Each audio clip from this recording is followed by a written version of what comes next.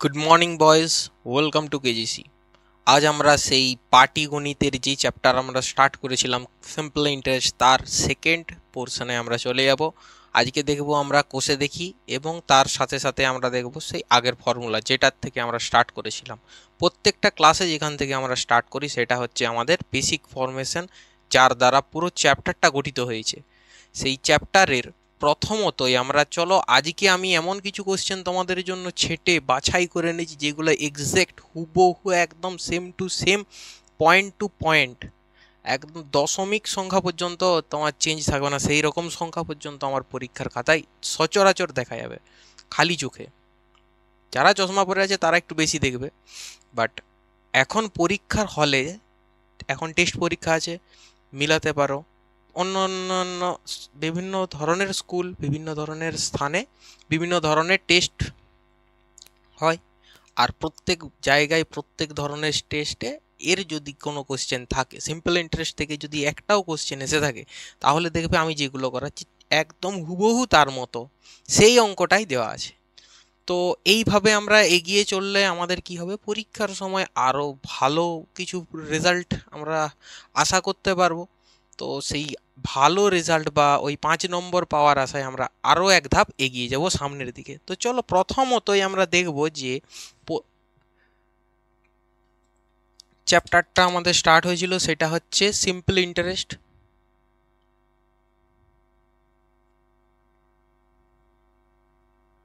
ওকে, simple interest. Simple interest এই chapter বা সরল সুদ কষা চ্যাপ্টারের একটা ফর্মুলা ছিল I equal to P R T divided by 100। ঠিক আছে, আই হচ্ছে ইন্টারেস্ট, আর হচ্ছে রেট, টি হচ্ছে টাইম। টাইম আমরা সব সময় কিসে কনভার্ট করে দেখতাম? বছরে, তাই তো? দিন থেকে যদি বছরে যাওয়া যেত, বছরে যাওয়া যায় তখন কি একদিন 365 দ্বারা ভাগ করতে হবে, তাই তো? আর যদি মাস থেকে বছরে যাওয়া যায়, মাস থেকে যদি বছরে যাওয়া যায় তাহলে 12 দ্বারা ভাগ করতে হবে। ওকে, এই হচ্ছে আমাদের। আর পি হচ্ছে আসল, আসল অর্থ, যে অর্থটা আমরা দিয়েছি যার উপর ইন্টারেস্ট চাপবে, সেইটাই আমাদের পি। তো দিন থেকে এবং মাস থেকে বছরে কনভার্সন, এবং বছর অনুযায়ী আমাদের যদি বলা থাকে যে বার্ষিক শতকরা সরল সুদের হার 5%, তখন আমাদের দিন সংখ্যা দেওয়া থাকলেও তাকে বছরে কনভার্ট করতে হবে, মাস থাকলেও তাকে বছরে কনভার্ট করতে হবে, সেম টু সেম। ঠিক আছে, আগের দিন যেমন হয়েছে ঠিক সেই রকমই হবে। আর কি বলা হয়েছে? আর কিছু সেই রকমের বলা নেই। আর বলা আছে যে যদি ইন্টারেস্টকে তার পি এর সাথে, আসলের সাথে যোগ করো তাহলে সুদ আসল পাওয়া যায়, একত্রে পাওয়া যায়, তাই তো? এর থেকে আসল বাদ দিলে সুদ পাবো, এর থেকে সুদ বাদ দিয়ে দিলে আসল পেয়ে যাব। সুদ আসল দুটোই আছে, একটা বাদ দিলে একটা থাকবে যে কোনো। ক্লিয়ার? এতদূর পর্যন্ত এর আগের দিনের রিভিশন চটপট করে একটু হয়েছে। এরপর আমরা যাব আজকের নেক্সট টপিক, আমাদের নতুন ধরনের কোষে দেখি অঙ্ক, এবং তার সাথে সাথে আরও কিছু অঙ্ক যেগুলো আমাদের পরীক্ষার ক্ষেত্রে ভেরি মাচ ইম্পর্ট্যান্ট। আচ্ছা, কোষে দেখির সাথে সাথে আরও কিছু বললাম মানে প্রয়োগেরও দুই একটা আমি বলবো, ঠিক আছে? এটা একটু মনে রাখবে এবং খেয়াল করে খাতায় লিখে রাখবে, প্রয়োগের ওই অঙ্কটার মতো বা ওই অঙ্কটাই। অ্যাকচুয়ালি আমরা যদি স্টার্ট করি আজকে কোষে দেখি দুই,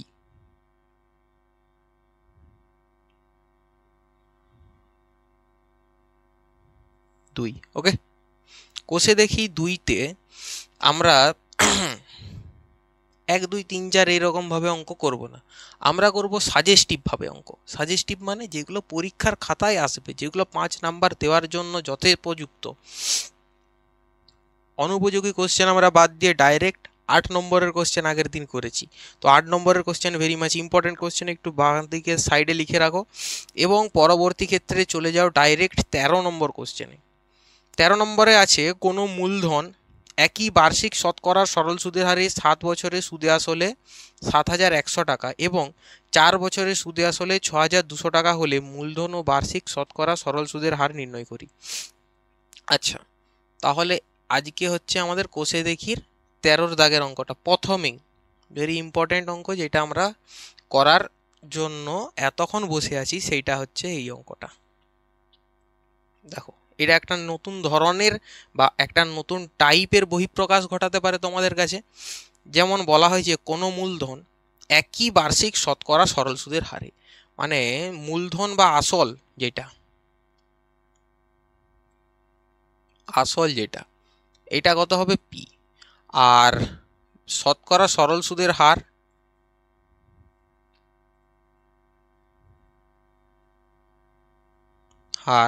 রেট অফ ইন্টারেস্ট আর% শতকরা সরল সুদের হারে 7 বছরে সুদে আসলে 7,100 টাকা হয়। আচ্ছা, 7 বছরে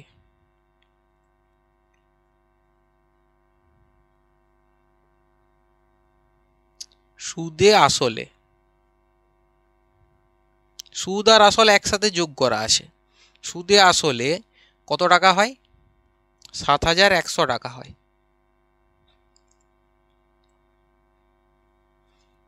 এবং 4 বছরের সুদে আসলে 6,200 টাকা, এবং 4 বছরের সুদে আসলে 6,200 টাকা, তাই তো হয়।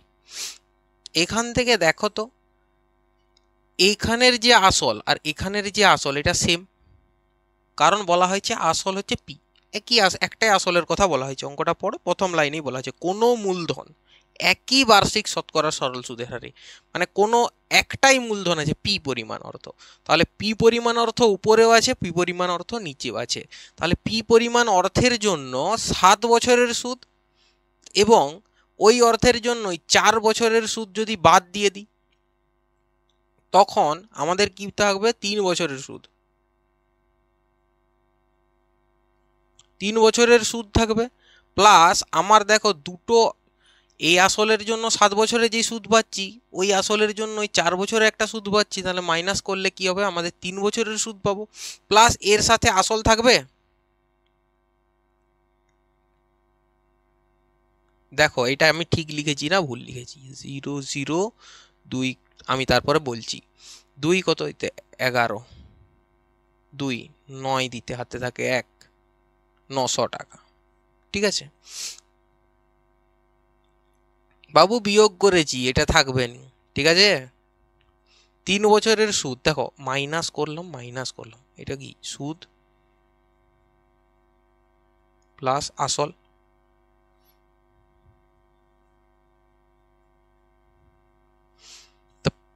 এই আসলটা বিয়োগ করেছি, অর্থাৎ আসলের কোনো চিহ্ন থাকার কথা নয়। তাহলে চিহ্নটা কিসের থাকবে? শুধুমাত্র সুদের। 4 বছরের সুদ এবং 7 বছরের সুদের মধ্যে পার্থক্য কত? 3 বছরের সুদের পার্থক্য, 4 3 7 তো। তাহলে এই 3 বছরের সুদ কত হবে? এদের দুজনের বিয়োগফল, মানে হবে আমাদের 900 টাকা। ওকে, তো 3 বছরের সুদ 900 টাকা, তাহলে 1 বছরের সুদ কত হবে?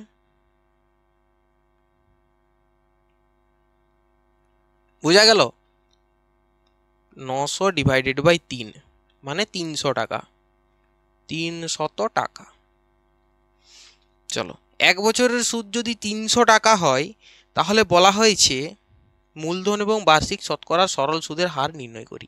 আচ্ছা, 1 বছরের কোনো টাকা সুদ 300 টাকা। ওকে, তাহলে 1 বছরের R% হারে সুদ কত হবে? 300 টাকা কোনো টাকার। তাহলে তাহলে পি বা আসল টাকাটা কত? আসল টাকা হচ্ছে পি। তাহলে আই সমান আমরা জানি পি আর টি বাই 100। তাহলে ইন্টারেস্টের জায়গায় আমি কি লিখব? ইন্টারেস্ট হচ্ছে 300 টাকা পেয়েছি, পি এর জায়গায় পি, আর এর জায়গায় আর, ইন্টু টি হচ্ছে 1 বছর, ডিভাইডেড বাই 100। তাহলে পি ইন্টু আর সমান এইটা পেয়েছি। ওকে, এরপরে আর কিছু পাওয়া যাবে এখান থেকে পাওয়া যাবে 7 বছরের সুদে আসলে 7,100 টাকা হয়। তাহলে 1 বছরের সুদ যদি 300 টাকা হয়, তাহলে 7 বছরের সুদ কত হবে?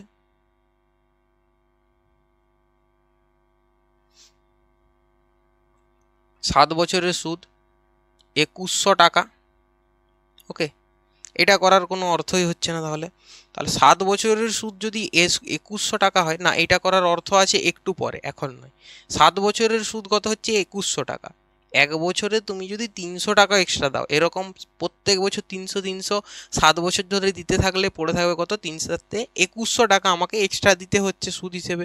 তাহলে 7 বছরের সুদ এবং আসল মিলে 7100 হচ্ছে, তাই তো? তাহলে 7 বছরের সুদ যদি 2100 হয়, তাহলে 7 বছরের যেটা আসল অর্থটা দেওয়া ছিল, এই পি এর পরিমাণটা যেটা আসল 7 বছর ধরে দেওয়া ছিল, সেটার পরিমাণ কত হবে? এর থেকে এর সুদটা বাদ দিয়ে দাও, তাহলে আসল পড়ে থাকবে। বললাম না, একটার থেকে একটা বাদ দিলে আরেকটা পড়ে থাকবে। সুদ আসলের থেকে তুমি যদি এটাকে সুদটাকে বাদ দিয়ে দাও, পড়ে থাকবে কত? আসল 5000 টাকা, তাই তো? তাহলে আসল বেরিয়েছে আমাদের 5000 টাকা। এই আসলের পরিমাণটা যদি এখানে লিখি, আর সমান কত হবে? 30,000 বাই 5000 মানে 6000। 6 5000, 5 ছক 30,000, 6। তাহলে রেট অফ ইন্টারেস্ট হবে আমার 6% পার ইয়ার। দেখা যাচ্ছে এতটা? পি ইন্টু আর। আচ্ছা, নিচেরটা দেখা যায়নি না, তো এই লাইনটা আমি একটু ভালোভাবে লিখছি। পি ইন্টু আর সমান কত? 30,000। তাহলে আর সমান কত হবে? 30,000 বাই পি। পি মানে কত বেরিয়েছে? 5000। 5000 থেকে 30,000 কাটলাম, কত পড়ে থাকবে? 6। অতএব রেট অফ ইন্টারেস্ট হবে আমার 6% পার ইয়ার। প্রত্যেক বছর বার্ষিক শতকরা সরল সুদের হার হবে আমাদের 6%। চলো দেখো এই অঙ্কটা একটু ক্লিয়ারভাবে দেখো। নেক্সট অঙ্কের দিকে আমরা চলে যাই। নেক্সট আমাদের ঠিক তার পরের অঙ্ক, 14 দাগের অঙ্ক 14। Point number 14। একই সময়ে অমল রায় ব্যাংকে এবং পশুপতি ঘোষ পোস্ট অফিসে।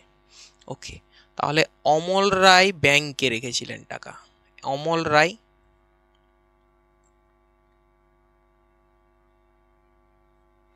ব্যাংকে রেখেছিলেন। কোথায় রেখেছিলেন? ব্যাংক।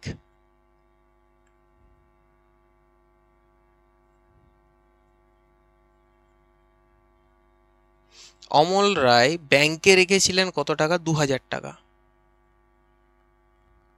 এবং পশুপতি ঘোষ পোস্ট অফিসে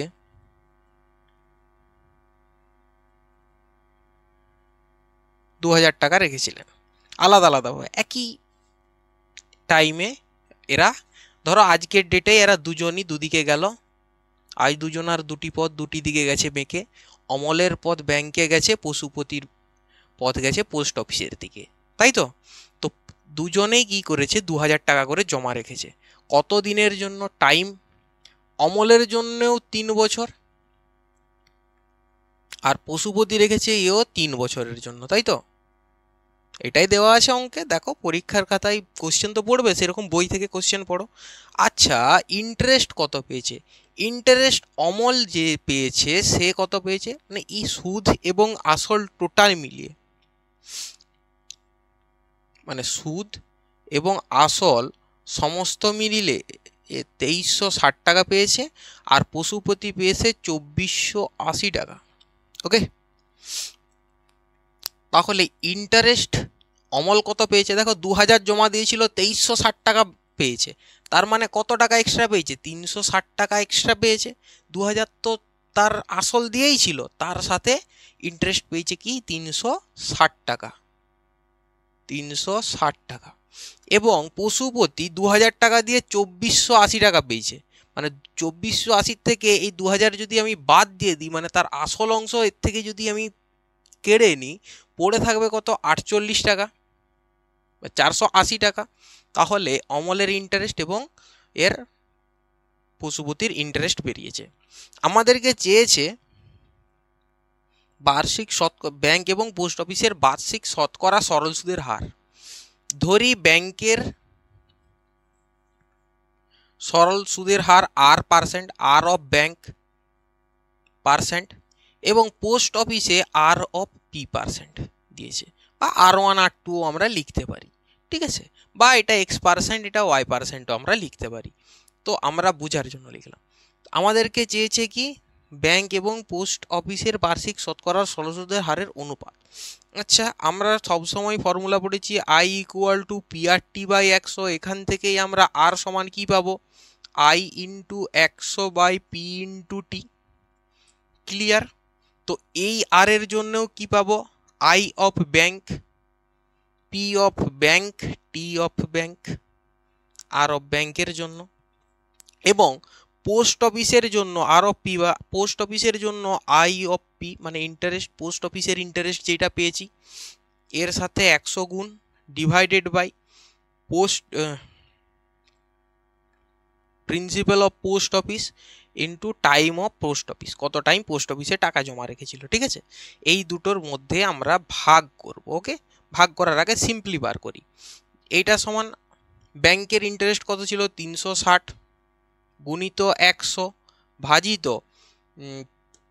প্রিন্সিপাল 2000 ইন্টু টাইম কত 3 বছর,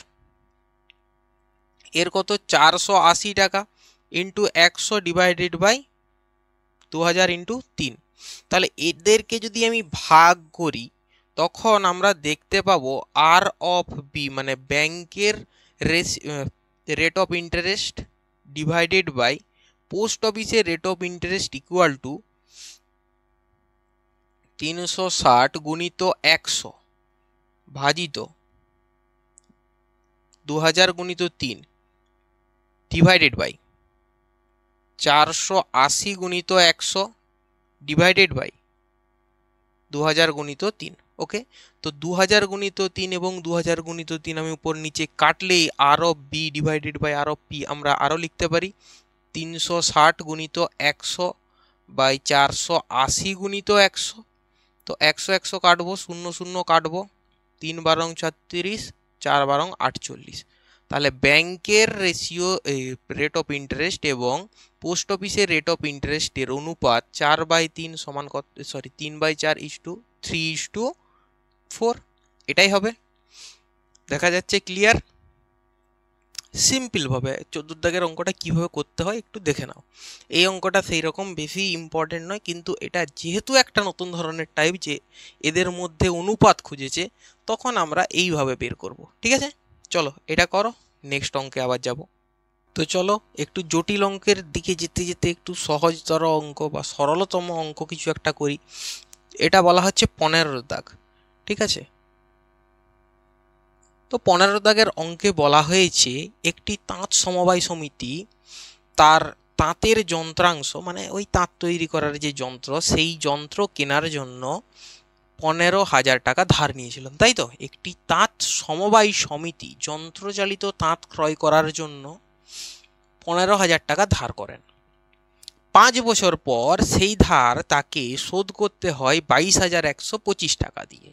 আমাদের কোশ্চেন এখানে বলা হয়েছে বার্ষিক শতকরা সরল সুদের হার কত। অঙ্কটা আমি সাজাচ্ছি, দেখো। যখন আমি তাঁতের যন্ত্র কিনতে যাই তখন আমাকে ধার করতে হয়েছিল 15,000 টাকা। আচ্ছা, রেট অফ ইন্টারেস্ট জানা নেই, আচ্ছা বাদ দাও। এখন আমাদের সময় কত লেগেছে, 5 বছর। 5 বছর ধরে আমি কিন্তু এই ধারটা শোধ করিনি, ইনকাম করছিলাম তাঁতের যন্ত্র কিনে। এরপর আমার যখন ইনকাম হয়ে গেছে আমাকে পি প্লাস ইন্টারেস্ট একসাথে দিতে হয়েছে, সুদ এবং আসল একসাথে মিটাতে হয়েছে কত টাকা, 22,125 টাকা, এত টাকা। তাহলে দেখো এখানে পি এর পরিমাণও আছে, আয়ের পরিমাণও আছে। এর থেকে যদি আমি পি বাদ দিই তো আমরা ইন্টারেস্ট পাবো তো। ঠিক আছে, তো এর থেকে এই যে 15,000 টাকা আমি নিয়েছিলাম, তো 15,000 তো আমাকে দিতেই হতো, তার সাথে এক্সট্রা কত দিতে হয়েছে, তার সাথে 7,125 টাকা এক্সট্রা দিতে হয়েছে। 15,000 টাকার থেকেও এক্সট্রা আমাকে 7,125 টাকা দিতে হয়েছে, তবেই আমার দাঁড়িয়েছে এসে 22,125, তাই তো? আর রেট অফ ইন্টারেস্ট তাহলে আমার কত হবে, দেখো রেট অফ ইন্টারেস্ট জিজ্ঞাসা করতে চেয়েছে, বাকি সমস্ত কিছু ডাটা তোমার সামনে আছে, থালা সাজিয়ে দেওয়া হচ্ছে, এরপরে তোমরা খাবার খাওয়া শুরু করো। তাহলে আমরা কি জানি, R equal to I into 100 divided by P into T. এটা I equal to PRT by 100, সেটারই সিম্পল ফর্ম। তো আর বা রেট অফ ইন্টারেস্ট আমাদের আই বলা হয়েছে। আই কত? 7,125, এটাই ইন্টারেস্ট। এটা এক্সট্রা দিতে হয়েছে 15 থেকে 7,125 এক্সট্রা আবার যোগ করে তাকে 22,125 টাকা দিতে হয়েছে টোটাল। বোঝা গেছে ব্যাপারটা? চলো, 7,125 টাকা গুণিত 100 ভাজিত পি, আসল কত দিয়েছে 15,000, গুণিত টাইম কত বলা হয়েছে 5 বছর। তো দুটো শূন্য এবং এরও দুটো শূন্য কেটে দাও। যদি আমি কাটি 5 দিয়ে, পরে কাটবো, 5 14 70, 5 দুগুণে 10, 5 5 25। আচ্ছা, আরও যদি আমি 5 দিয়ে আরও কাটি, 100 কেটে গেছে আগে, হ্যাঁ মনে রাখবে। আচ্ছা, আরও যদি আমি 5 দিয়ে কাটি, 5 দিয়ে যদি উপর নিচে কাটি, নিচে কাটলে 5 3 15 30, আর উপরে কাটলে 5 দুগুণে 10, 5 8 40, 5 5 25, 30 যদি আমি 15 দিয়ে কাটি, 15, আচ্ছা ঠিক আছে কম করে কাটছি, 5 দিয়ে কাটছি, 5 6 30, 5 5 25, 5 7 35, 3 দুগুণে 6, 3 1 3, 3 9 27। তা আর সমান আমার পড়ে থাকবে 19 ডিভাইডেড বাই 2, এত পার্সেন্ট। ওকে, তো 2, এখানে পার্সেন্ট লিখো না, হ্যাঁ। আর সমান কত হবে আমাদের? 2 9 দুগুণে 18, 1 9 পূর্ণ 1 2। তো আর সমান 9 পূর্ণ 1 2%। অতএব ওকে, তাহলে রেট অফ ইন্টারেস্ট আমার কত পড়েছে? 9 পূর্ণ 1 2% বা 19 2%। 9 দুগুণে 18 1 19, 19/2। ওকে, ক্লিয়ার। তো এই অঙ্ক আমাদের সাজানো ছিল, তার ক্যালকুলেশন শুধুমাত্র এখানে কাটাকুটি হয়েছে, আর বেশি কিছু নয়। যদি তুমি 5-এর ঘরে নামতে জানো, সুন্দর কাটতে পারবে। ঠিক আছে, এই কাটাকুটি সম্বন্ধে যদি তোমাদেরকে আরও এক্সট্রা কিছু শিখতে হয়, তাহলে তোমাদেরকে একটু প্র্যাকটিস করতে হবে। আর তাছাড়াও বৈদিক ম্যাথ সম্বন্ধে একটু আইডিয়া রাখতে হবে, যার জন্য আমাদের ক্যালকুলেশন আরও ফাস্টার হয়ে যায়। ঠিক আছে, নির্ভুল হয়। চলো, 15 দাগের এই অঙ্কটা লিখে রাখো। লেখো মানে প্র্যাকটিস করো জাস্ট। ঠিক আছে, আর যেটা ইম্পর্টেন্ট বলবো সেটাই দাগ দাও, কারণ এরপর যে অঙ্কগুলো আছে এগুলো প্রায় সবই ইম্পর্টেন্ট অঙ্ক, এবং বেশিরভাগ অঙ্ক পরীক্ষার খাতায় সচরাচর তুমি অন্য স্কুল, তোমার পাশের অন্য স্কুল, তাই তো এই স্কুলের আলাদা আলাদা টেস্টে হঠাৎ হঠাৎ করে আমাদের সামনে বহিঃপ্রকাশ ঘটবে। তো সেই বহিঃপ্রকাশ ঘটার সঙ্গে সঙ্গে তার সাথে কিভাবে আমরা যুদ্ধ করব তার ব্যাপারটা এখানে দেখব, এবং সেই কোশ্চেন সম্বন্ধে আমাদের সম্যক ধারণা থাকবে যে এই রকম আমাদের শত্রু সামনে আসতে পারে। চলো, এইটা আগে লিখে রাখো, তারপর আমরা নেক্সট কোশ্চেনে যাব। চলো নেক্সট কোশ্চেনের দিকে যাওয়া যাক। ভেরি ইম্পর্ট্যান্ট একটা কোশ্চেন, প্রয়োগ 27 যেমনভাবে করেছিলাম ঠিক সেই রকমভাবে এই অঙ্কটাও হবে। এটা হচ্ছে আমাদের নেক্সট অঙ্ক, 16 দাগের অঙ্ক। ঠিক আছে, খুবই ইম্পর্টেন্ট কোশ্চেন, একটু স্টার মার্ক দিয়ে রাখো। 27-এর প্রয়োগ এবং এটা পরীক্ষার খাতায় আসলেও আসতে পারে। আচ্ছা, আসলাম চাচা কর্মক্ষেত্র থেকে অবসর নেওয়ার সময় 1 লাখ টাকা পেয়েছিলেন। কিছু টাকা ব্যাংকে এবং বাকি টাকা পোস্ট অফিসে জমা রাখেন, এবং প্রতি বছর সুদ বাবদ মোট 5,400 টাকা পান। যা বলেছে সেই অনুযায়ী আমরা আগে থালাটাকে সাজাবো। খাবার কিছু দিয়েছে, সেটাকে থালার চারিদিকে সাজাবো, তারপর আমরা খেতে বসবো। ব্যাংক এবং পোস্ট অফিসের বার্ষিক শতকরা সরল সুদের হার 5% এবং 6% হলে তিনি কোথায় কত টাকা রেখেছিলেন? আসলাম চাচা 1 লাখ টাকা পেয়েছিলেন। টোটাল কত পেয়েছিলেন?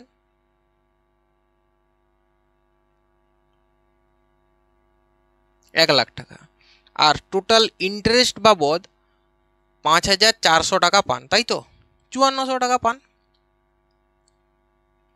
ওকে, তাহলে এরপর সমস্যা হলো কোথায়? তিনি ব্যাংকে কিছু রেখেছিলেন এবং পোস্ট অফিসে কিছু টাকা রেখেছিলেন। ব্যাংকে যদি আমি পি টাকা রেখে দিই, ধরি ব্যাংকে পি টাকা, ওয়াই টাকা, জেড টাকা যা হোক, ব্যাংকে যদি আমি পি টাকা রাখি, ব্যাংকে যদি আমি পি এর জায়গায় এক্সই রাখি, যা খুশি রাখতে পারি, তাহলে বাকি টাকাটা আমাকে পোস্ট অফিসে রাখতে হবে। বাকি টাকা মানে কত? 1 লাখের থেকে আমাকে পি বাদ দাও,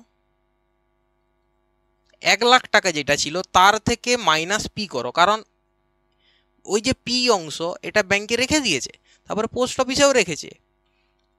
আচ্ছা, ব্যাংকের ইন্টারেস্ট কত বলা হয়েছে? 5%। সবসময় ব্যাংকের ইন্টারেস্ট পোস্ট অফিসের থেকে কমই হচ্ছে দেখছি সচরাচর। আর পোস্ট অফিসে 6% রেট অফ ইন্টারেস্টে আমি টাকা রেখেছি। পি টাকা 5% হারে কত দিনের জন্য রেখেছে? প্রত্যেক বছর পাচ্ছে, তাই তো? প্রত্যেক বছর পাচ্ছে। তাহলে তিনি কোথায় কত টাকা জমা রেখেছিলেন? তো এখান থেকে আমরা জানতে পারি, আমরা একটা জিনিস জানতে পারি, I equal to PRT by 100। তাহলে ব্যাংকের ইন্টারেস্ট সমান কত হবে? I of bank.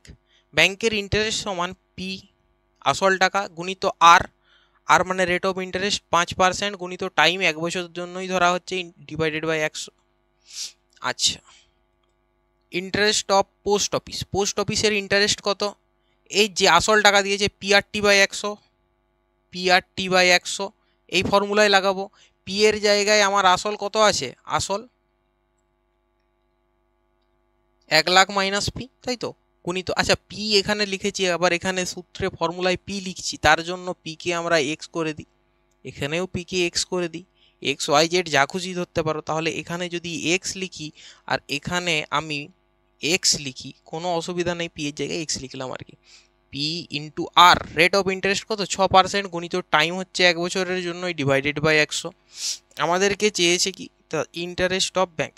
আর আমরা শর্ত অনুযায়ী দেখতে পাচ্ছি দুটোর ইন্টারেস্ট, মোট ইন্টারেস্ট 5400 টাকা পেতো। মানে ব্যাংকের ইন্টারেস্টের সাথে আমাদের পোস্ট অফিসের ইন্টারেস্ট যদি যোগ করে দিই, তখন আমরা টোটাল ইন্টারেস্ট পেয়ে যাব 5400 টাকা। ওটা ওইদিকে করি, ওইদিকে, আচ্ছা এইদিকে করা যাবে।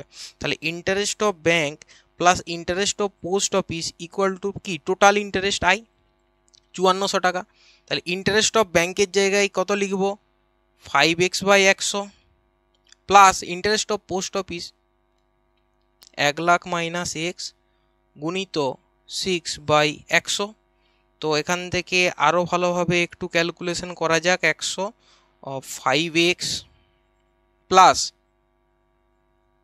6,00,000 মাইনাস 6x ডিভাইডেড বাই 100, এটা হচ্ছে ইন্টারেস্ট আই সমান। আর এই আই ইন্টারেস্টই বলা হয়েছে কত? 5,400 টাকা।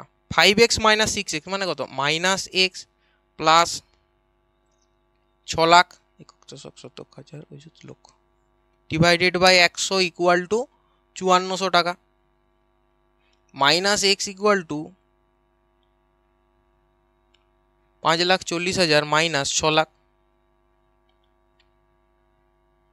ওকে, তো মাইনাস এক্স ইকুয়াল টু এখানে কত বেরোবে? মাইনাস 60,000। 5,40,000 এবং 6,00,000 মধ্যে পার্থক্য কত? শুধুমাত্র 60,000 পার্থক্য। তাহলে এক্স সমান কত হবে? 60,000। তাহলে এক্স সমান যদি 60,000 হয়, আমাদেরকে কি চেয়েছে? তিনি কোথায় কত টাকা রেখেছিলেন। আচ্ছা, ব্যাংকে কত রেখেছিলেন? এক্স টাকা। তার মানে ব্যাংকে কত রেখেছিলেন? 60,000 টাকা। আচ্ছা, টোটাল কত টাকা ছিল? টোটাল ছিল আমাদের 1,00,000 টাকা। তার মধ্যে 60,000 যদি ব্যাংকে রেখে দিই, পড়ে থাকবে 1,00,000 মাইনাস 60,000, মানে টোটাল 40,000 টাকা। তো ব্যাংকে রেখেছিলেন কত? 60,000। আর পোস্ট অফিসে রেখেছিলেন কত? 40,000। ওকে, তো ব্যাংকে কত রেখেছিলেন? 60,000 এবং পোস্ট অফিসে রেখেছিলেন 40,000 টাকা। অঙ্কটা একটু ইম্পর্টেন্ট অঙ্ক আছে, জটিল নয় কিন্তু ইম্পর্টেন্ট। কি জন্য? তোমাদের পরীক্ষায় দেখা যাবে এই অঙ্কগুলোই। ঠিক আছে, তো চলো এটা লিখে রাখো। তো নেক্সট একটা ভেরি ইম্পর্টেন্ট অঙ্কের দিকে চলে আসি, সেটা হচ্ছে 18 দাগের অঙ্কটা। খুব ইম্পর্টেন্ট অঙ্ক, এটা পরীক্ষায় আসতে পারে, দেখে রাখো। মেন পরীক্ষায় আসবে, ফাইনাল পরীক্ষায়, দেখে রাখতে পারো। এখান থেকে যদি আসে তাহলে এই যে পরপর 3টা অঙ্ক করাবো, এই 3টা ফাইনাল পরীক্ষায়, একদম মাধ্যমিকের পরীক্ষায় তোমাদের কাছে আসার সম্ভাবনা খুবই বেশি। দেখো, কোনো ব্যাংক বার্ষিক 5% হারে সরল সুদ দেয়। ওই ব্যাংকে দীপু বাবু বছরের প্রথমে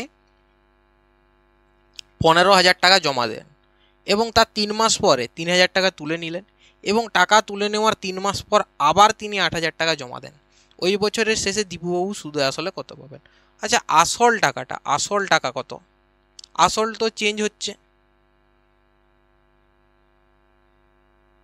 আগে সময় দেখি, সময়। সময় এবং আসল। বছরের শুরুতে, বছরের স্টার্টিংয়েই তিনি কত জমা দিয়েছিলেন? 15,000 টাকা। 15,000 টাকা। 15,000 টাকা দেওয়ার 3 মাস পর তিনি 3,000 টাকা তুলে নিয়েছিলেন। তো 15,000 টাকা যখন দিয়েছিলেন তার 3 মাস পর এই 15,000 টাকাটা, তাহলে সময় কত?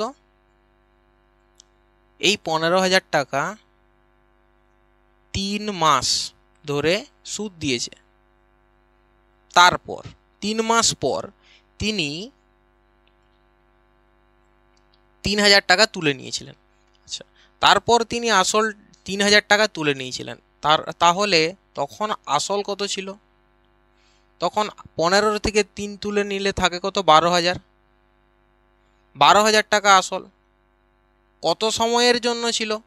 পরবর্তী লাইনে পড়লে বুঝতে পারবো। বলছে তুলে নেওয়ার 3 মাস পর, তার মানে 3 মাস ধরে এই টাকারও সুদ পেয়েছিলেন।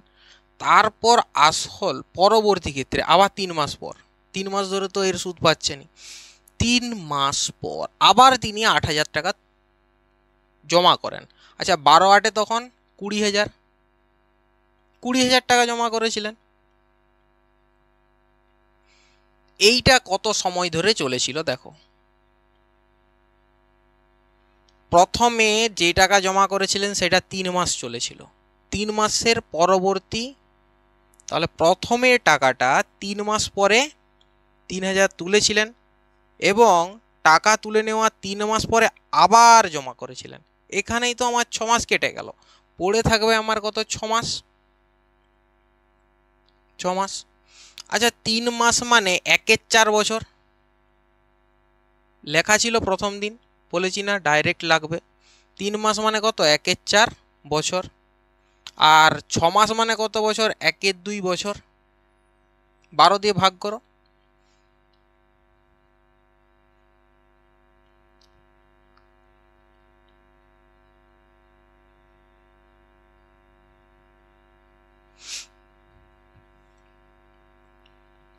তো প্রথমত আমরা এর ইন্টারেস্ট বের করব। আচ্ছা, এর যদি ইন্টারেস্ট বের করতে হয় আমাদের রেট অফ ইন্টারেস্ট কত বলা হয়েছে? 5%। 5% রেট অফ ইন্টারেস্টের হারে 1/4 বছরের 15,000 টাকার ইন্টারেস্ট, 15,000 গুণিত পি গুণিত আর গুণিত টি বাই 100।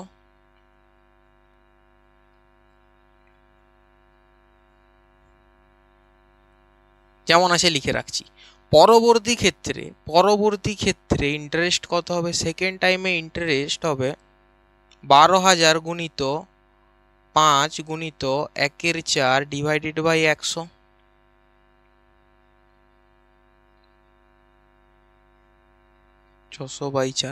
পরবর্তী ক্ষেত্রে একদম লাস্টের পজিশনে এসে একটা টোটাল বছর মানে কত? 12 মাস। তাহলে 3 মাস 3 মাস এই দিকে চলে গেল, আর পড়ে থাকবে কত? 6 মাস। তো এখানের ইন্টারেস্ট হবে 20,000 গুণিত 5 গুণিত 1/2 ডিভাইডেড বাই 100। 5 দুগুণে 10, 1,000/2। ওকে, 1,000/2 মানেই হচ্ছে 500/4। সরি, ভুল হয়ে গেছে, 2,000/4। উপর নিচে 2 দিয়ে গুণ করেছি জাস্ট। দেখো সবার নিচে আমি 4 নিয়ে এলাম ইচ্ছা করে। তো বলা হয়েছে সুদে আসলে কত টাকা পাবে। আসল তো যেটা পাবে পাবে, তার সাথে ইন্টারেস্টগুলো যোগ করি তিনটার ইন্টারেস্ট যোগ করলে 750 divided by 4 plus 600 divided by 4 plus 2,000 divided by 4 এই টাকাটা পাবে। তো 1,350 আর 2,000, 3,350 টাকা নাকি? 50, 6 6 12 13, 3 হাতে থাকে 1 3, 3,350 ডিভাইডেড বাই 4, 3,350 ভাজিত 4,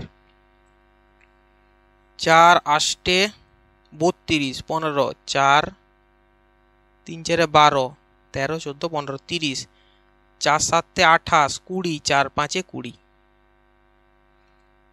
837 টাকা 50 পয়সা ইন্টারেস্ট হিসেবে পাবে টোটাল বছরে। আচ্ছা, আসল কত ছিল তখন? 20,000 ছিল। 20,000-এর সাথে আমার 837 টাকা 50 পয়সা যোগ করো, তো টোটাল সুদে আসলে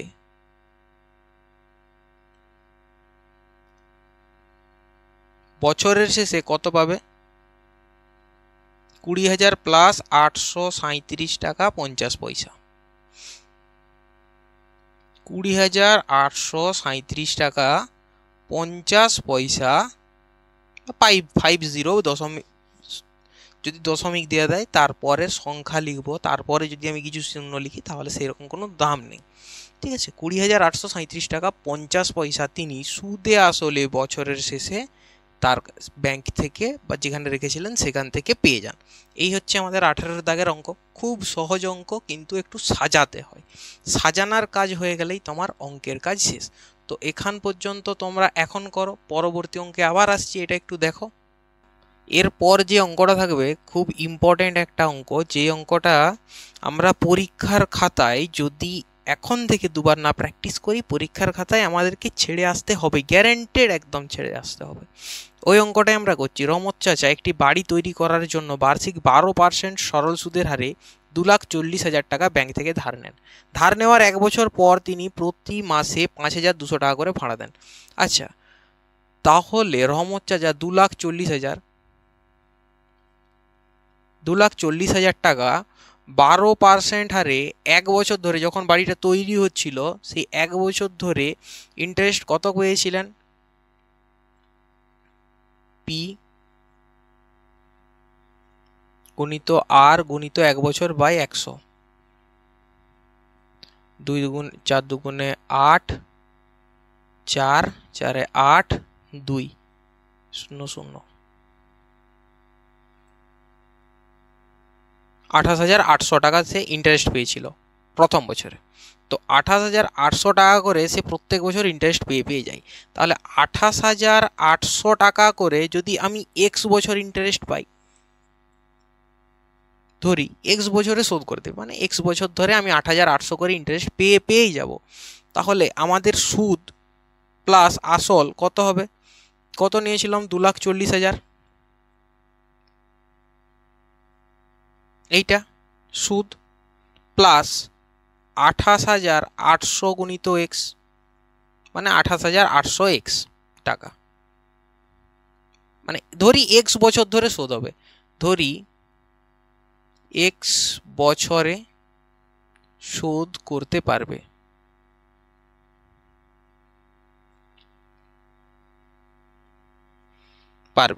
তাহলে এক্স বছর ধরে তার 28,800 করে প্রত্যেক বছর যেমন ইন্টারেস্ট চলছে, সেই রকম তার প্রত্যেক বছর ইন্টারেস্ট চলেই যাবে, 28,800 করে প্রত্যেক বছর চলবে। এরপর দেখো তার মেন পয়েন্ট এরপর এসছে, প্রতি মাসে তিনি 5,200 টাকা করে বাড়ি ভাড়া দেন।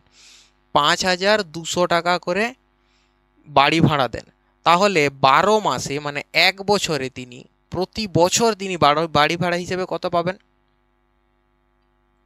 বছরে বাড়ি ভাড়া হিসেবে তিনি কত পাচ্ছেন? 5,500 গুণিত 12, 5 12 60, 12 দুগুণে 24, 62,400 টাকা। তাহলে আর 62,400 টাকা সে 1 বছরে ভাড়া পেয়ে যাচ্ছে, আর এখানে 28,800 করে প্রত্যেক বছর তাকে কি করতে হচ্ছে? তাকে ইন্টারেস্ট গুণে দিতে হচ্ছে। তো এইভাবে পেতে পেতে সুদ এবং আসল একসাথে কখন শোধ করবে? সে শোধ করবে এক্স বছর মাইনাস 1 বছর, কারণ এই 1 বছর তিনি বাড়িটা তৈরি করছিলেন, তখন তো তার কাছে 62,400 করে আসেনি। তাহলে যত বছরে আমার এটা চলবে, এটা যত বছর ধরে চলবে, ঠিক তার 1 বছর কমেই আমাকে এটাকে কাজ করতে হবে, তবে আমার যে তো শোধ হবে। তো দেখো এইখান থেকে আমি দেখতে পাবো শর্ত অনুসারে 2,40,000-এর সাথে 28,800 টাকা গুণিত এক্স, এই টাকাটা যেটা আছে টোটাল টাকাটা, এই টাকাটা আমাকে শোধ করতে গেলে 62,400 টাকা এক্স মাইনাস 1 বছরের মধ্যে ইনকাম করতে হবে। তো এখান থেকে পরবর্তী লাইন লেখা যাবে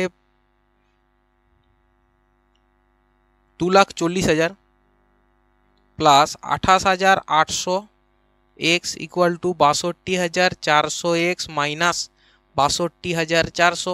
তো 62,400 এক্সকে ওই দিকে নিয়ে গেলে এখানে কি থাকবে 62,400 x minus 28,800 x equal to 2,40,000 plus 62,400, কারণ এটা সমানের এই সাইডে এসেছে আর এটা সমানের ওই সাইডে গেছে, ওই সাইডে গেছে প্লাসটা মাইনাস হিসেবে গেছে, মাইনাসটা এই সাইডে এসেছে প্লাস হিসেবে এসেছে, বেসিক নিয়ম। তাহলে 62,400 থেকে 28,800 যদি বাদ দিই কত পড়ে থাকে 0,0,8, 8,6 14, 8 1 9, 9 3 12, 2 1 3, 3 6 এত এক্স ইকুয়াল টু এটা যোগ হবে 0,0,0,0,4 0,0,0,4 2 6 4 10 0 হাতে 3 302,400। ওকে, দেন এক্স ইকুয়াল টু এখান থেকে আমি কত পাবো 302,400 ডিভাইডেড বাই 33,600, দুটো শূন্য উপরের দুটো শূন্য নিচে কাটো, 336 থেকে 12 দিয়ে যাবে, 12 দুগুণে 24, তাহলে 12 দুগুণে 24, 6 30, 6 3 9 96, 8 12 96, আর 12 দিয়ে এঁকে যাবে 12 দুগুণে 24, 6 30 62, 5 12 60, 24, 12 দুগুণে 24 252, 252 যদি আমি 28 দিয়ে কাটি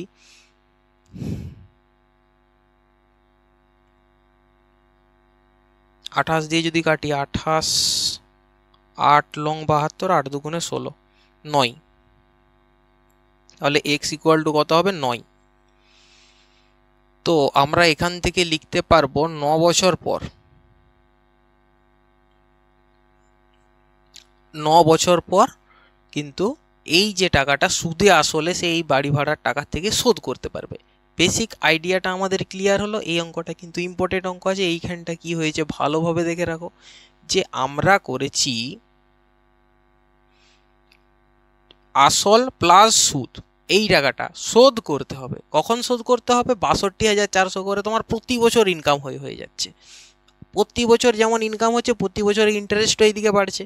তো এটা যখন শোধ হবে তার থেকে সেই টাইমের থেকে -1 যদি আমি করি, মানে 1 বছর তো কম আমরা এই টাইম পাচ্ছি, 1 বছর ধরে আমার কিন্তু এই ইন্টারেস্ট মানে এই যে ইনকামটা সেটা হয়নি, কারণ বাড়ি তৈরি করা হচ্ছিল বা বাড়ি এখনো ভাড়া দেওয়া হয়নি, তখন প্রথম বছরটাই কিছু হয়নি।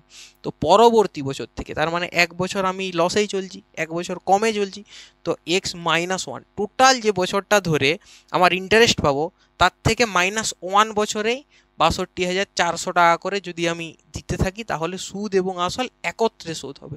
তো এইখান থেকে আমাদের আসা যাবে এই ক্যালকুলেশনে, এবং কাটাকাটি করে বেসিকলি 9 বেরিয়েছে। এর মধ্যে কোনো জটিলতা আছে নাকি বলো? এটা লিখে রাখো, এটা ভেরি মাচ ইম্পর্টেন্ট অঙ্ক, পরীক্ষায় আসবেই। চলো পরবর্তী অঙ্কের দিকে যাওয়া যাক। পরবর্তী অঙ্ক আমাদের কি আছে সোজা, কিন্তু পরীক্ষার পারপাসে আসার চান্স আছে, ওই জন্য আমাকে করে দিতে বাধ্য, না হলে এটাও করার দরকার নেই, তবু ইম্পর্টেন্ট অঙ্ক, তার জন্য আমি করছি। সোজা অঙ্ক বলছে রথিনবাবু তার 2 মেয়ের প্রত্যেকের জন্য ব্যাংকে এমনভাবে টাকা জমা রাখান যাতে প্রত্যেক মেয়ের বয়স যখন 18 বছর হবে তখন প্রত্যেক মেয়ে 1,20,000 টাকা করে পাবে। ব্যাংকের বার্ষিক সরল সুদের হার 10% এবং মেয়ের বর্তমান বয়স, একজন মেয়ের বর্তমান বয়স 13 বছর আর একজনের বয়স 8 বছর। আচ্ছা, আর বার্ষিক সুদের হার কত? 10% বলা হয়েছে। ব্যাংকের ইন্টারেস্ট কত? 10% হারে। কত টাকা সে তারা পাবে? 1,20,000 টাকা করে পাবে। তিনি প্রত্যেক মেয়ের জন্য ব্যাংকে কত টাকা জমা রাখেন?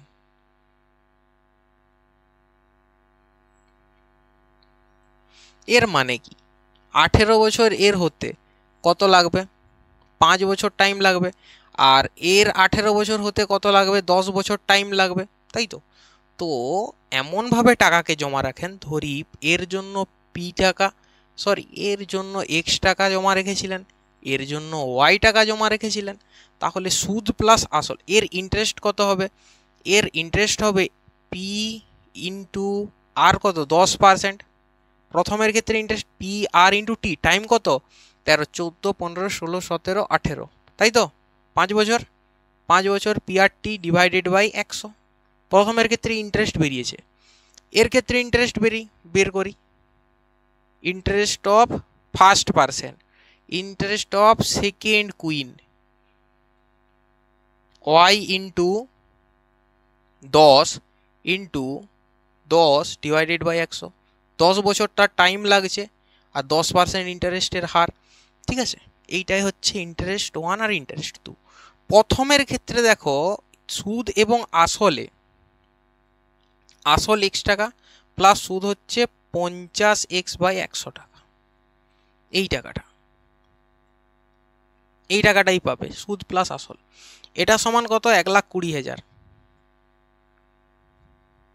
1,20,000। পরবর্তী ক্ষেত্রে 100y ডিভাইডেড বাই 100, এটা সমান কত 1,20,000 প্লাস ওয়াই প্লাস মানে আসল তার সাথে সুদ দুটো যোগ করে 1,20,000 পাবে, 1,20,000 টাকা। মানে যখনই 18 বছর হয়ে যাবে তখন প্রত্যেক মেয়ে এত টাকা করে পেয়ে যাচ্ছে। তাহলে এই টাকাটা পাচ্ছে মানে কি, তার কিছু টাকা আসল জমা ছিল, সে আসলটা পাবে প্লাস তার সঙ্গে ইন্টারেস্ট পাবে। তাহলে আসল পেয়েছে প্লাস ইন্টারেস্ট পেয়ে এত হয়েছে। তো এখানে দেখা যাক 2 মানে 2x প্লাস x মানে কত 3x বাই 2, এটা সমান 1,20,000। আর এখানে হবে তো 2y ইকুয়াল টু 1,20,000।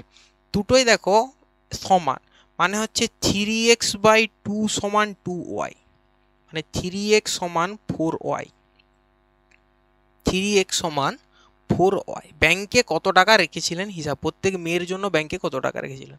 প্রথম মেয়ের জন্য x টাকা রেখেছিলেন, পরবর্তী মেয়ের জন্য, আচ্ছা x সমান কত হবে 4y ডিভাইডেড বাই 3, দেখা যাচ্ছে এখানটায়। আচ্ছা এখানে লিখছি 3x ইকুয়াল টু যদি 4y হয় তাহলে x সমান কত হবে 4y ডিভাইডেড বাই 3। x এর মান 4y ডিভাইডেড বাই 3 যদি আমি এখানে বসাই, 3x বাই 2 ইকুয়াল টু 1,30,000, তাহলে 3/2 ইন্টু x এর মান কত 4y ডিভাইডেড বাই 3 সমান 1,20,000। 3 3 কাটবে, 2 দিয়ে কাটবে 2, তাহলে y সমান 2 দিয়ে কাটো 60,000। তো y এর মান কত পেয়েছি আমি 60,000। আবার x এর মান কত 4y by 3, same to same y এর মান কত হবে 3x বাই 4, তাই তো দেখা যাচ্ছে 3x বাই 4। সাইডে লিখি x এর মান বেরিয়েছে 4y বাই 3, তো এখান থেকে আমরা দেখতে পাবো y সমান 3x ডিভাইডেড বাই 4 হবে। তো 3x ডিভাইডেড বাই 4 যদি আমি এখানে লিখি y এর জায়গায় 2 ইন্টু y এর জায়গায় কত 3x ডিভাইডেড বাই 4 লিখি সমান 1,20,000।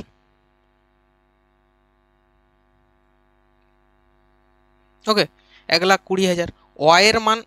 আচ্ছা আর y এর মান x এর মানও লেখার দরকার নেই, কারণ y এর মান বেরিয়েছে 60,000, তাহলে 2 ইন্টু 60,000 মানে 1,20,000। এখানে যদি নাও বসাতাম তবুও 2y সমান এত, y সমান হচ্ছে 60,000, ঠিক আছে, এটা বেরিয়ে যেত। তো x এর মান বের করার জন্য y সমান কত 3x বাই 4, y সমান হচ্ছে 3x divided by 4 equal to 60,000। 3 20,000, তাহলে x সমান 80,000, x সমান 80,000, y সমান 60,000। প্রথম মেয়ের জন্য কত রেখেছিলেন 80,000, পরবর্তীর ক্ষেত্রে রেখেছিলেন 60,000, তার জন্য তারা ইকুয়াল পেয়ে গেছে, ঠিক আছে। তো দেখো এইখানে যেটা করলাম, এটা করার আক্ষরিক অর্থ এইখানে না দেখালেও, এইটা না দেখালেও চলতো, এটা ডাইরেক্ট y সমান 60,000 বেরিয়ে গেছে। এই লাইনটার জায়গায় আমি শুধু এই লাইনটা করলেই আমার কাজ হয়ে যেত, তো এই লাইনটা করার আমার কোনো দরকার থাকেনি, তবুও এক্সট্রা করে করলাম। যদি তোমাদের কোথাও ভুল হয়ে যায় হঠাৎ করে পরীক্ষার খাতায়, তখন তোমরা এই লাইনটা করেও করতে পারো এক্স বা ওয়াই। ধরো এখানে হঠাৎ করে এমন মনে পড়েছে যে মনেই পড়ছে নাকি, তো দেখা যাচ্ছে 2 দিয়ে কাটলে এটা 60,000 হবে, তাহলে ওয়াই সমান কত হবে 3x/4। এখান থেকে ওয়াই এর মান 60,000 বেরিয়ে যাবে, আর ওয়াই সমান 3x/4 আগে থেকে আমরা দেখতে পেয়েছি, তাহলে ওয়াই এর জায়গায় 3x/4 যদি আমি লিখে রাখি তাহলে আমাদের ওইটা সমান 60,000ই হবে, 3x/4 সমান 60,000 হবে, তাহলে এক্স সমান কত হবে 80,000 টাকা। তো এক্স প্রথম মেয়ের জন্য 80,000 এবং পরবর্তী দ্বিতীয় কন্যার জন্য তিনি 60,000 টাকা ব্যাংকে জমা রেখেছিলেন। তো বয়স যখনই 18 বছর হবে তখনই সবাই 1,20,000 টাকা করে পাবে। ভেরি মাচ ইম্পর্টেন্ট এই একটা অঙ্ক। আজকে এই পর্যন্তই অঙ্ক থাক, খুব ইম্পর্টেন্ট অঙ্ক আজকে করা হয়েছে। তার মধ্যে দেখো সমস্ত কিছুর মধ্যে আমরা মেন ইম্পর্টেন্ট বলবো 16, 18, 19, 20। 16, 18 এবং 19 এবং 20 আমি একটু লিখে দিই। ভেরি মাচ ইম্পর্টেন্ট অঙ্ক যেগুলো হবে, 16 অঙ্কটা ইম্পর্টেন্ট হবে, 18 অঙ্ক ইম্পর্টেন্ট হবে, 19 অঙ্ক ইম্পর্টেন্ট হবে, 20 অঙ্ক খুব ইম্পর্টেন্ট হবে। এই চারটার মধ্যে পরীক্ষায় আসার সম্ভাবনা খুবই বেশি, এই দুটোর আসার সম্ভাবনা বেশি থাকে। ভালো ভালো স্কুল যেখানে হচ্ছে কম্পিটিশন অনুযায়ী সেই রকমভাবে তৈরি করা হয় ছেলেদেরকে, আর সেইভাবে কোশ্চেন সেট করা হয়, তাহলে 19 এবং 20 অঙ্কটা আসার চান্স খুবই বেশি। 16, 18 তোমাদের বেসিক্যালি আসতে পারে। আর যদি তোমরা মাধ্যমিকের কথা বলো তাহলে 16, 18, 19, 20 এই অঙ্কগুলো করে রাখবে। আগের দিনে আমরা 8-এর দাগের অঙ্ক করেছি, খুশে দেখির থেকে যদি কোশ্চেন আসে তো এর মধ্যেই কোশ্চেন থাকবে, খুব সুন্দরভাবে আমরা অঙ্ক করতে পারবো পরীক্ষার হলে। চলো এই অঙ্কটা একটু ক্যাপচার করো, হয়েছে? দেখো এই অঙ্কগুলো করার সময় আমাদের মধ্যে কি চেঞ্জ হলো, কিছু চেঞ্জ হয়েছে, কিছু একটু চেঞ্জ হয়েছে, সেটা হচ্ছে ক্যালকুলেশনের, আর তার সাথে সাথে অঙ্কগুলোকে সাজানোর ধরনে। তুমি একভাবে যদি সাজিয়ে নাও তাহলে ক্যালকুলেশন করতে সুবিধা হবে। পরীক্ষার খাতায় তুমি ডাইরেক্ট কোশ্চেন পড়বে, তার জন্য একটা সাজিয়ে নেবে, তাহলে পরীক্ষার খাতায় কোশ্চেনের অ্যান্সার করা খুবই সহজসাধ্য হয়ে উঠবে। তো আজকে এ পর্যন্তই থাক। গুড নাইট সবাইকে। গুড মর্নিং বলে স্টার্ট করলেও গুড নাইট বলে শেষ করতে হয়। তো আজকে এই পর্যন্তই শেষ। পরবর্তী দিন আমরা যদি সিম্পল ইন্টারেস্টের আরও কিছু তোমরা চাও যে আরও কিছু আমরা নিয়ে আসবো, তখন আমরা তার থেকে ইম্পর্টেন্ট বা নন ইম্পর্টেন্ট টপিক, সিম্পল ইন্টারেস্টের নন ইম্পর্টেন্ট কোশ্চেনও এর পরের দিন আমরা তুলতে পারি, কিন্তু প্রথম দুদিন আমরা তুলবো একদম ইম্পর্টেন্ট অঙ্ক, যেগুলো আমার পরীক্ষায় পড়বেই। প্রথম দিন এবং সেকেন্ড দিনের কোশ্চেন যদি আমি এখান থেকে করে যাই, পরীক্ষায় আর কোনো কিছু করার দরকার নেই। সমস্ত কিছু কোশ্চেন ব্যাংক, টেস্ট পেপার যা খুশি দেখো, এই সমস্ত কোশ্চেন বারবার তোমাদের কাছেই ঘুরে ফিরে আসবে। ওকে, চলো, গুড নাইট এভরিওয়ান। আজকে এই পর্যন্তই থাক, পরবর্তীকালে আবার দেখা হবে।